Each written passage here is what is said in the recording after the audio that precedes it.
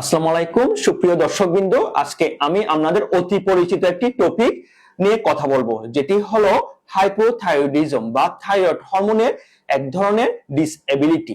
এটা কি কি লক্ষণ নিয়ে আমাদের কাছে আসতে পারে এবং এর ফলে আপনারা কি কি পরীক্ষা নিরীক্ষা করবেন এবং কি নিয়ম কানুন মেনে চলবেন সেটা নিয়ে আমি আলোচনা করব। আমাদের কাছে অনেক সময় অনেক রোগীরা আছে একদম ঠান্ডা সহ্য করতে পারে না, যেটাকে আমরা বলি কোল্ড ইনটলারেন্স। গরমের দিনেও ওনার ঠান্ডা লাগে। এছাড়া আমাদের কাছে রোগীরা কি নিয়ে আসতে পারে, ওনার সবকিছু ঠিক, খাওয়া দাওয়া নর্মাল, রোগী এসে বলে আমার ওজন অনেক বেশি বেড়ে যাচ্ছে। এছাড়াও কি বলে যে আমার ঘুম বেশি হচ্ছে। বিশেষ করে মহিলা রোগীরা আমাদের কাছে আসে, বলে যে তাদের মাসিক অনিয়মিত, এবং অনেক রোগী আমাদের কাছে আসে অনেক দিন ধরে তারা ইনফার্টিলিটি নিয়ে ভুগতেছে। এর কারণ অনুসন্ধান করে আমরা দেখতে পাই তার সেরাম টিএসএস লেভেল অনেক বেশি এবং অনেক ক্ষেত্রে FT4 লেভেল কম থাকে। তো এই ধরনের অবস্থাকে আমরা বলি হাইপোথাইরয়েডিজম। হাইপোথাইরয়েডিজম বিভিন্ন ধরনের শ্রেণীবিভাগ আছে, এর মধ্যে অনেক ক্ষেত্রে FT4 লেভেল নরমালও থাকতে পারে।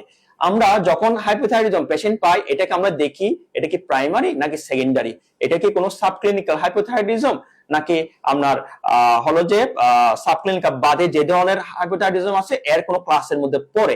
আমাদের আরেকটা গুরুত্বপূর্ণ দায়িত্ব হয়ে পড়ে হাইপোথাইরয়েডিজমের পেশেন্টের ক্ষেত্রে তার অ্যান্টিবডি টেস্ট করা।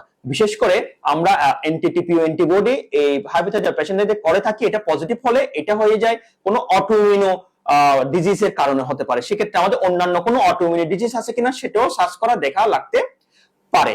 এখন আমরা রোগীর যদি লক্ষণ থাকে এবং সেরাম টিএসএস 5 এর বেশি থাকে, অ্যান্টিবডি পজিটিভ থাকে, সেক্ষেত্রে আমরা তার লেবোথাইরোক্সিন ওষুধ শুরু করে দিই।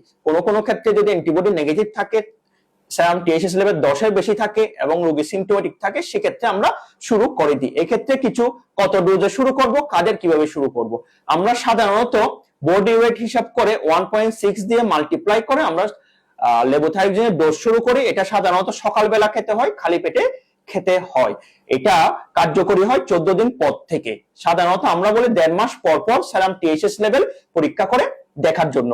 এছাড়াও কিছু ব্যতিক্রম আছে, যেমন প্রেগন্যান্সিতে আমরা লেবোথাইরোক্সিনের ডোজটা একটু নরমালের চেয়ে বেশি মাত্রায় প্রয়োগ করি, এবং বয়স্কদের বা কার্ডিয়াক ডিজিজের ক্ষেত্রে আমরা একটু নরমালের চেয়ে কম মাত্রায় প্রয়োগ করি। আমরা নিকটস্থ ডাক্তার এটা অ্যাডজাস্ট করে দিবেন।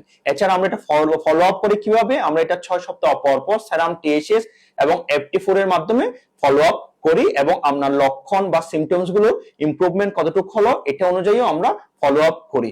সুপ্রিয় দর্শকবৃন্দ, ভালো থাকবেন। আশা করি সবাই নিরাপদে থাকবেন, সুস্থ থাকবেন।